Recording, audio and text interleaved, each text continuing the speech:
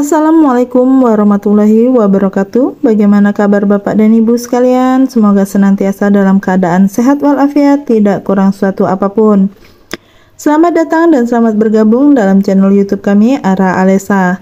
Dalam video kita kali ini akan membahas mengenai kisi-kisi atau materi pokok dan latihan soal P3K CPNS untuk kompetensi teknis formasi penggerak swadaya masyarakat. Untuk daftar materi pokok soal seleksi kompetensi teknis P3K 2022 dengan jabatan penggerak swadaya masyarakat ahli pertama, materi pokoknya terdiri dari kemampuan umum dan kemampuan khusus.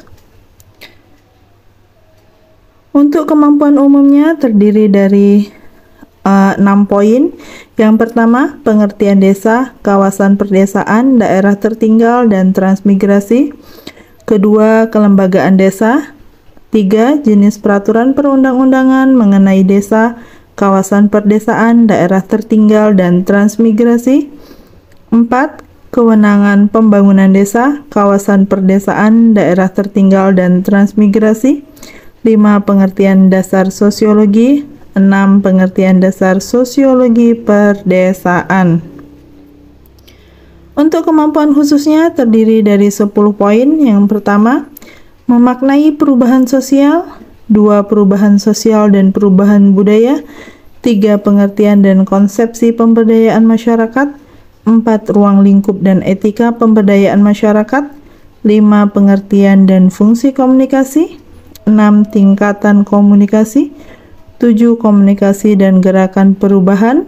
8, jabatan fungsional pegawai negeri sipil.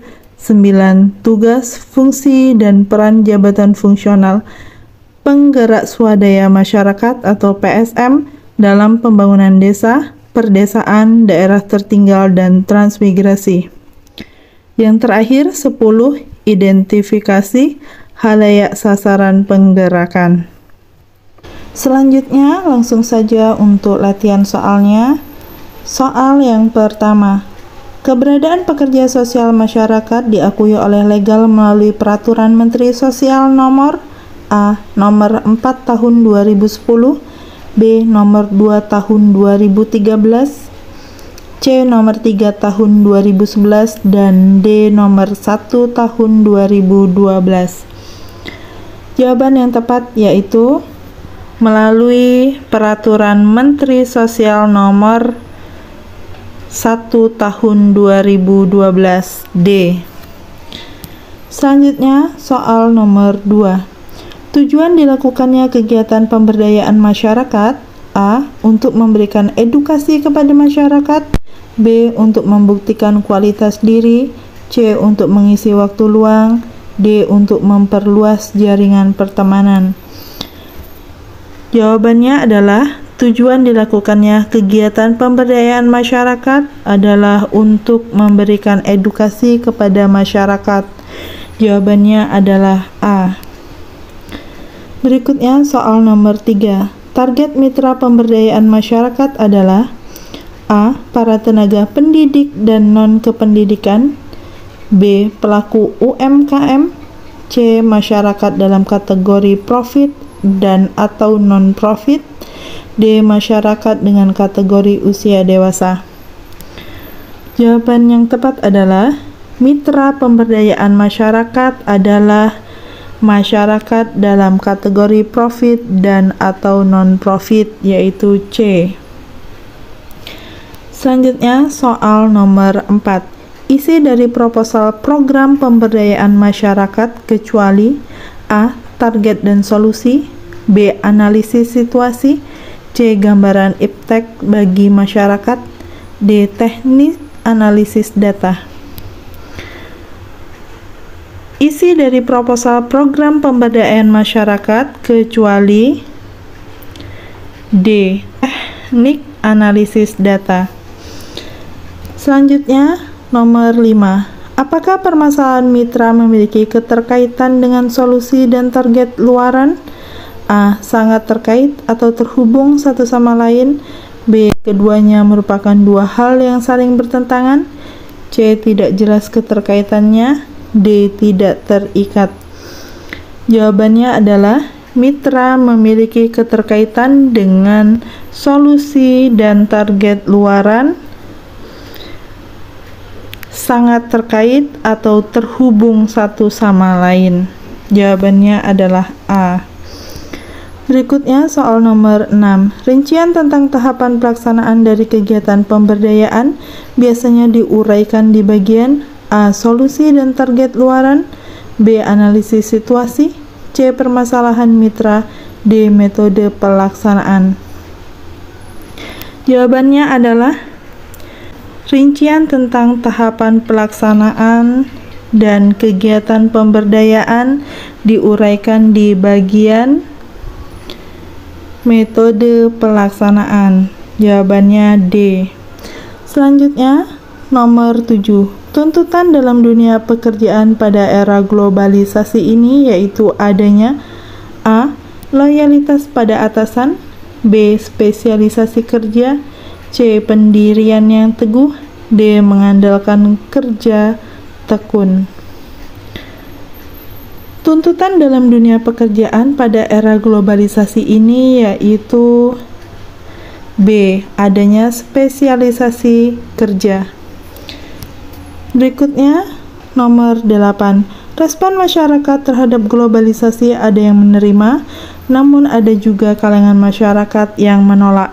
Bagi masyarakat yang menerima globalisasi akan menumbuhkan A. Sikap terbuka dan menerima pengaruh dari luar, B. Inovasi baru dalam mencukupi kebutuhan sehari-hari, C. Sikap toleransi dalam masyarakat, D. Perubahan bagi masyarakat.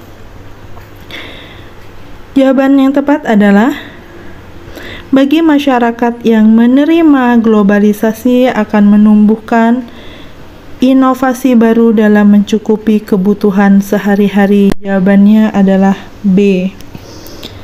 Soal nomor 9. Salah satu hal yang dibutuhkan dalam menghadapi dampak negatif kemajuan iptek dan globalisasi yaitu A. Membatasi perkembangan iptek, B. Adanya sikap menutup diri terhadap pengaruh asing, C. Keberanian untuk meniru, D. Keberanian untuk menolak perkembangan iptek. Salah satu hal yang dibutuhkan dalam menghadapi dampak negatif kemajuan iptek dan globalisasi yaitu A. Membatasi perkembangan iptek. Soal nomor 10. Meskipun globalisasi dapat memberikan informasi yang menarik tentang negara lain, akan tetapi kita harus tetap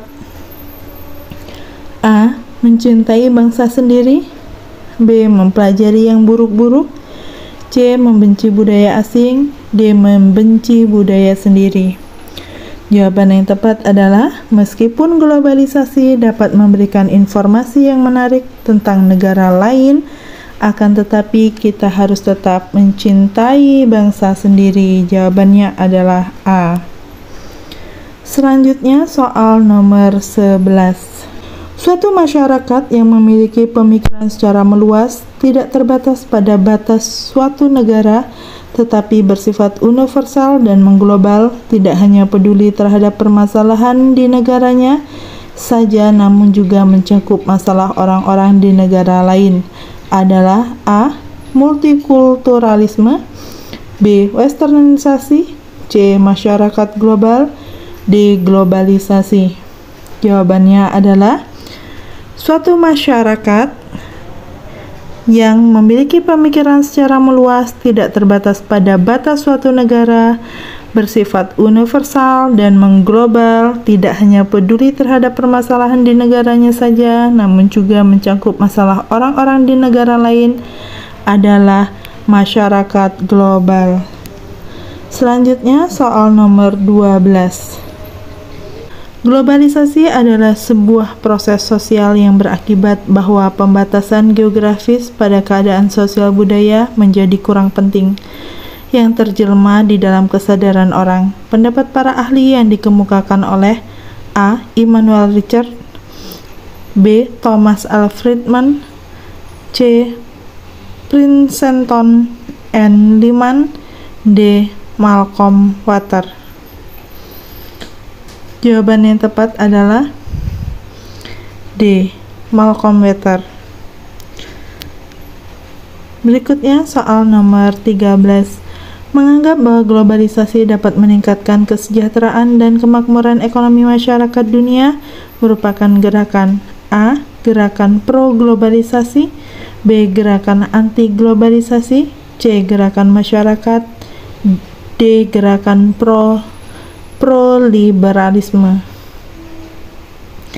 Jawaban yang tepat adalah menganggap bahwa globalisasi dapat meningkatkan kesejahteraan dan kemakmuran ekonomi masyarakat dunia merupakan gerakan pro-globalisasi A. Berikutnya soal nomor 14. Bentuk-bentuk kesadaran global adalah seperti berikut kecuali A. Kesadaran bahwa kita menempati planet yang sama dengan warga negara lain, B. Kesadaran sebagai warga dunia, C. Kekayaan dunia harus dimanfaatkan, D. Kesadaran bahwa kita memiliki ketergantungan dengan negara lain. Jawaban yang tepat adalah bentuk-bentuk kesadaran globalisasi kecuali C. Kekayaan dunia harus dimanfaatkan. Berikutnya soal nomor 15. Berikut ini bukanlah ciri khas dari kehidupan berkelompok. A. Hidup sendiri, B. Adanya diskriminasi antar warga kelompok dan dari luar, C. Pembagian kerja yang tetap, D. Adanya kerjasama. Jawaban yang tepat adalah yang bukan ciri khas dari kehidupan berkelompok adalah A. Hidup sendiri. Soal nomor 16. Kehidupan berkelompok juga memiliki beberapa persyaratan. Berikut ini yang tidak termasuk persyaratan kehidupan berkelompok ialah A. Tiap anggota memiliki kesadaran bahwa mereka merupakan bagian dari kelompok, B. Faktor senasib, memiliki tujuan ideologi dan musuh yang sama, C. Kehidupan tanpa struktur, bebas dan tidak memiliki suatu pola atau kaidah yang jelas, D. Adanya hubungan timbal balik. Kehidupan berkelompok yang memiliki beberapa persyaratan dan yang ditanyakan dalam soal ini yang tidak termasuk persyaratan kehidupan berkelompok adalah jawabannya adalah C. Kehidupan tanpa struktur, bebas dan tidak memiliki suatu pola atau kaidah yang jelas. Berikutnya soal nomor 17. Berikut ini merupakan klasifikasi kelompok sosial menurut George Mill kecuali A. Terdiri atas 3 orang, B. Terdiri atas 1 orang sebagai fokus hubungan sosial, C. Terdiri dari 4 orang, D. Terdiri atas 2 orang. Jawabannya adalah kecuali terdiri atas 4 orang, C. Soal nomor 18. Berikut ini bukanlah ciri dari masyarakat. A. Ada kontinuitas waktu, B. Punya adat istiadat, C. Ada interaksi antar warganya, D. Rasa identitas sebagai pengikat antar warganya rendah. Jawaban yang tepat adalah yang bukan ciri masyarakat adalah D. Rasa identitas sebagai pengikat antar warganya rendah. Selanjutnya soal nomor 19. Yang bukan pendekatan sosiologis terhadap kelompok-kelompok sosial ialah A. Pola pikir yang tidak mempengaruhi sikap, B. Pergaulan menghasilkan kepribadian, C. Selalu memikirkan cara mengendalikan anggotanya, dan D. Kecenderungan untuk berubah. Jawabannya adalah yang bukan pendekatan sosiologis terhadap kelompok-kelompok sosial ialah A. Pola pikir yang tidak mempengaruhi sikap. Berikutnya soal nomor 20. Pilar-pilar sosial merupakan mitra pemerintah yang terdiri dari A. Pekerja sosial masyarakat, B. Organisasi sosial dan karang taruna, C. Semua benar, D. Tenaga kesejahteraan sosial kecamatan. Jawaban yang benar adalah semua benar, yaitu pekerja sosial masyarakat, organisasi sosial dan karang taruna, serta tenaga kesejahteraan sosial kecamatan. Soal nomor 21. Upaya-upaya yang dapat dilakukan oleh pekerja sosial masyarakat dalam menangani PPKS kecuali, yaitu A. Memberikan bimbingan pelatihan vokasional kepada PPKS, B. Memasung ODGJ, C. Pengobatan dan rehabilitasi sosial kepada ODGJ, C. Membina kenakalan remaja. Jawabannya yaitu upaya yang dapat dilakukan oleh pekerja sosial masyarakat dalam menangani PPKS kecuali memasung ODGJ. B. Soal nomor 22. Pemerintah memberikan penghargaan dan dukungan kepada masyarakat yang berperan dalam penyelenggaraan kesejahteraan sosial yang tertulis pada Undang-Undang Nomor A. 11 Tahun 2019, B. 11 Tahun 2009, C. 14 Tahun 2019, dan D. 13 Tahun 2010. Jawaban yang tepat adalah pemerintah memberikan penghargaan dan dukungan kepada masyarakat yang berperan dalam penyelenggaraan kesejahteraan sosial tertulis pada Undang-Undang Nomor 11 Tahun 2009. Jawabannya adalah B. Selanjutnya soal nomor 23. Masalah kesejahteraan sosial merupakan masalah multidimensi yang menyangkut pemenuhan kebutuhan A. Sosial, B. Semua benar, C. Spiritual, D. Material. Jawaban yang tepat adalah masalah kesejahteraan sosial merupakan masalah multidimensi yang menyangkut pemenuhan kebutuhan. Jawabannya adalah B. Semua benar. Multidimensi yaitu sosial, spiritual, dan material. Jadi jawabannya semua benar. Soal nomor 24. Berikut adalah yang bukan peran dan fungsi pekerja sosial masyarakat, yaitu A. Motor penggerak pembangunan kesejahteraan sosial, B. Pekerja sosial profesional, C. Dinamisator kesejahteraan sosial, dan D. Motivator dalam usaha kesejahteraan sosial. Jawabannya adalah yang bukan peran dan fungsi pekerja sosial adalah B. Pekerja sosial profesional. Berikutnya soal nomor 25. Visi dari pekerja sosial masyarakat adalah A. Masyarakat peduli sosial, B. Pembangunan kesejahteraan sosial yang merata, C. Menjadikan pekerja sosial masyarakat memiliki tanggung jawab sosial, D. Masyarakat cinta pada pekerja sosial masyarakat. Jawabannya adalah visi dari pekerja sosial masyarakat adalah masyarakat peduli sosial. Jawabannya adalah A. Demikianlah kisi-kisi atau materi pokok serta latihan soal bagi P3K kompetensi teknis penggerak swadaya masyarakat. Semoga bermanfaat bagi Bapak dan Ibu dan sukses untuk kita semua. Terima kasih. Wassalamualaikum warahmatullahi wabarakatuh.